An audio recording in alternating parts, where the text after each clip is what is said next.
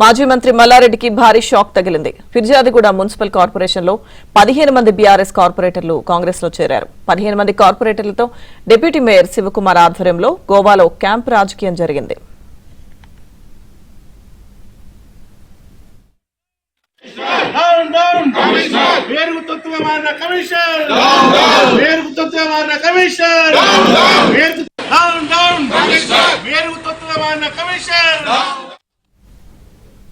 మొన్న జవహర్ నగర్, నిన్న బోడుప్పల్ మున్సిపల్ కార్పొరేషన్లు హస్తగతమయ్యాయి. అదే బాటలో ఫిర్యాదిగూడ కూడా హస్తగతమయ్యే ఛాన్స్ ఉంది. ఈ క్రమంలోనే నిన్న మున్సిపల్ కార్పొరేషన్ కౌన్సిల్ మీటింగ్ కూడా రసాభాసగా ముగిసింది.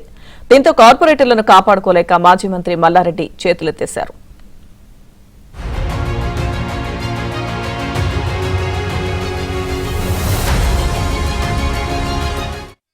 మాజీ మంత్రి మల్లారెడ్డికి మరో భారీ షాక్ తగులుతున్నట్టుగా తెలుస్తోంది. పూర్తి అప్డేట్స్ మా ప్రతినిధి నుమాన్ అందిస్తారు. నుమాన్,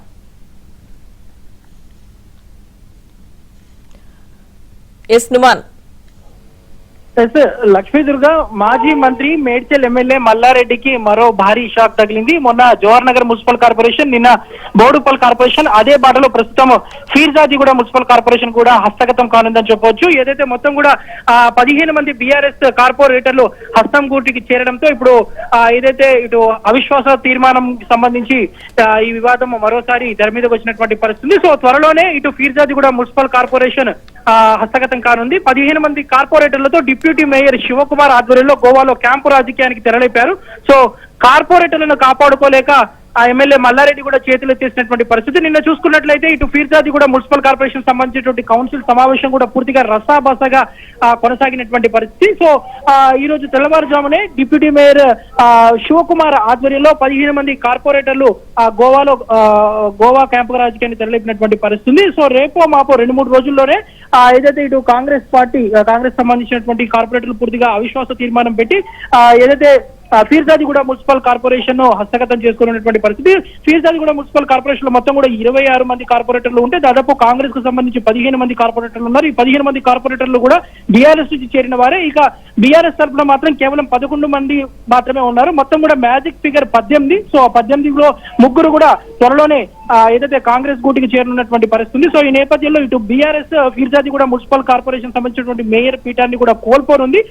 రేపో మాపో ఈ అవిశ్వాస తీర్మానం పెట్టి దీనికి సంబంధించినటువంటి ఏదైతే కొత్త మేయర్ ని కూడా ఎన్నుకోయినటువంటి పరిస్థితి కనిపిస్తుంది. ఈ తతంగాన్ని మొత్తాన్ని కూడా డిప్యూటీ మేయర్ శివకుమార్ నేతృత్వంలోనే ఈ క్యాంపు రాజకీయం అంతా కూడా గోవా వేదికగా కొనసాగుతున్నటువంటి పరిస్థితి. సో మొన్న ఇటీవల కాలంలో గత 2 రోజుల క్రితం చూసుకున్నా కూడా ఇది బోడుప్పల్ మున్సిపల్ కార్పొరేషన్ ని కాంగ్రెస్ కైవసం చేసుకుంది. గతంలో కూడా జవహర్ నగర్ మున్సిపల్ కార్పొరేషన్ ని కూడా చేసుకుంది. సో బ్యాక్ టు బ్యాక్ కార్పొరేషన్లు మల్లారెడ్డికి సంబంధించినటువంటి ఇలాకా కావడంతో సో మల్లారెడ్డి ఎమ్మెల్యేగా ప్రాతినిధ్యం వహిస్తున్నటువంటి ఏదైతే కార్పొరేషన్లు అన్ని కూడా ఒక్కొక్కటిగా ఇటు కాంగ్రెస్ చేజిక్కించుకుంటున్నటువంటి సిచ్యువేషన్ కూడా మనకు కనిపిస్తుంది. సో నిన్న జరిగినటువంటి ఫీర్జాదిగూడ మున్సిపల్ కార్పొరేషన్ సమావేశంలో కూడా ఇటు కాంగ్రెస్ కార్పొరేటర్లు కూడా పెద్ద ఎత్తున నిరసన చేసినటువంటి పరిస్థితి.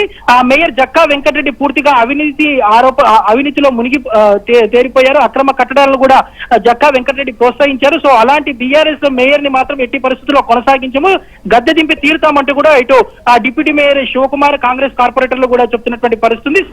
త్వరలోనే మేయర్ గా అమర్ సింగ్ ని ఎన్నుకునేటటువంటి అవకాశం ఉంది. డిప్యూటీ మేయర్ గా మాత్రము శివకుమార్ కొనసాగేటటువంటి అవకాశం అయితే మనకు కనిపిస్తుందని చెప్పొచ్చు. మొత్తానికైతే ఇటు నగర శివారులో ఉన్నటువంటి మేడ్చల్ జిల్లా ఫీర్జాదిగూడ మున్సిపల్ కార్పొరేషన్ సంబంధించినటువంటి రాజకీయం మాత్రం రసవత్తరంగా మారిందని చెప్పొచ్చు. ఎందుకంటే మన అక్రమ కట్టడాల కూల్చివేత కూడా మనం చూసాము. సో అక్రమ కట్టడాల కూల్చివేత అయిన వెంటనే ఈ అవిశ్వాస తీర్మానానికి సంబంధించినటువంటి పంచాయతీ సో బ్యాక్ టు బ్యాక్ ఇటు నగర శివారులో ఎక్కడా లేని విధంగా ఈ municipal corporation Peerzadiguda municipal corporation వ్యవహారం మాత్రమో సో ఈ రాజకీయం అయితే తారాస్థాయికి పరిస్థితి ఉందని చెప్పొచ్చు. లక్ష్మీదుర్గ.